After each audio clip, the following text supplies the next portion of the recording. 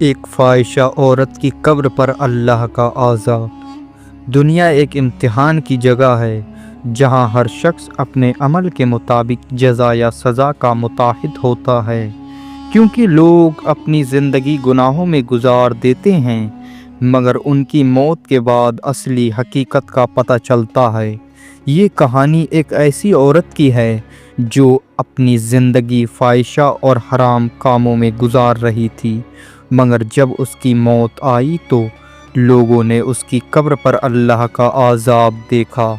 Number 1، دنیا کی چمک دھمک اور گناہوں کی زندگی۔ اس کہانی کا آغاز ایک ایسے شہر سے ہوتا ہے جہاں لوگ عیش و عشرت میں مگن تھے۔ وہاں ایک عورت زارا رہتی تھی جو اپنی خوبصورتی اور بدکردار زندگی کی وجہ سے مشہور تھی۔ زارا ایک امیر گھرانے میں پیدا ہوئی مگر اس نے اپنے شوق اور چند پیسوں کی خاطر حرام راستہ اختیار کر لیا۔ اس نے شراب، ڈانس اور حرام تعلقات میں اپنی زندگی گزار دی۔ کئی لوگ اسے سمجھاتے، زارا تم جو کر رہی ہو یہ اللہ کی نافرمانی ہے، توبہ کر لو، مگر زارا ہنس کر کہتی مجھے مزے لینے دو، موت آئے گی تب دیکھا جائے گا۔ اسے لگتا تھا کہ زندگی ہمیشہ ایسے ہی چلے گی۔ نمبر 2، موت کا پیغام۔ ایک رات جب زارا اپنی حرام زندگی کا مزہ لے رہی تھی تو اچانک اس کی طبیعت خراب ہونے لگی۔ اس کا سر بہت تیز دکھنے لگا اور دل گھبرانے لگا۔ اس کے دوست اسے ہاسپٹل لے گئے مگر ڈاکٹر نے کہا اس دماغ کی ایک رگ پھٹ چکی ہے، یہ صرف کچھ گھنٹوں کی مہمان ہے۔ یہ سن کر زارا کی آنکھیں ڈر سے پھٹ گئیں۔ اسے پہلی دفعہ احساس ہوا کہ موت کتنی قریب ہے۔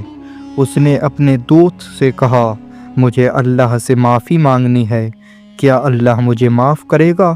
لیکن اب بہت دیر ہو چکی تھی۔ چند گھنٹوں بعد اس کی روح اس کے جسم کو چھوڑ گئی۔ نمبر 3، قبر کی تیاری اور عجیب واقعات۔ جب زارا کا جنازہ اٹھایا گیا تو ہر طرف خاموشی تھی۔ اکثر لوگ اس کی زندگی کو دیکھ کر اس کے جنازے میں نہیں آئے۔ اس کے گھر والوں نے مجبوراً اس کا دفن کا ایک انتظام کیا۔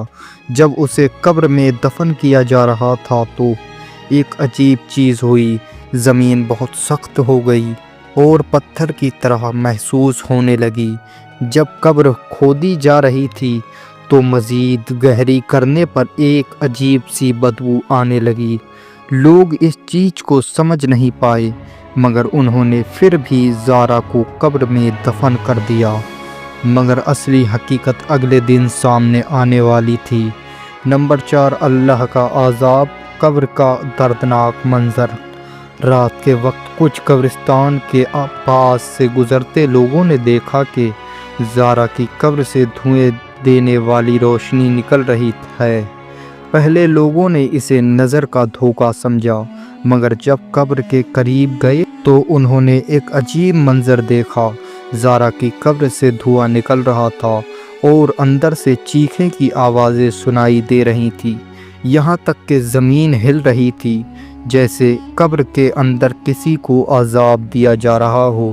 ایک بزرگ جو وہاں موجود تھے انہوں نے کہا اللہ کا عذاب اس گناہگار عورت پر نازل ہو رہا ہے۔ لوگ ڈر گئے، کچھ لوگ وہاں سے بھاگ گئے مگر کچھ نے قبر کھول کر دیکھنے کا فیصلہ کیا۔ جب قبر کھولی گئی تو جو منظر سامنے آیا اس نے سب کو ہلا کر رکھ دیا۔ زارا کا جسم جلا ہوا تھا جیسے کسی نے اسے آگ میں ڈال دیا ہو۔ اس کا چہرہ بالکل پہچان میں نہیں آ رہا تھا اور اس کی آنکھیں کھلی تھیں جیسے موت کے بعد بھی وہ عذاب محسوس کر رہی ہو۔ سب لوگ ڈرے اور کانپنے لگے۔ یہ ایک نشانی تھی اللہ کی قدرت کی جو گناہگار لوگوں کو یاد دلانے کے لیے کافی تھی۔ نمبر 5، لوگوں کا عبرت حاصل کرنا۔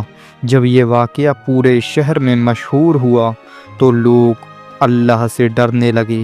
جو لوگ پہلے حرام کاموں میں لگے ہوئے تھے انہوں نے فوراً توبہ کی۔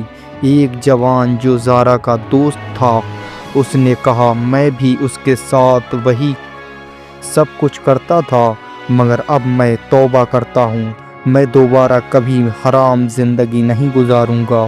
ایک عورت جو زارا کی طرح حرام زندگی گزار رہی تھی، اس نے بھی سب کچھ چھوڑ کر حجاب لینا شروع کر دیا اور اللہ سے معافی مانگنے لگی۔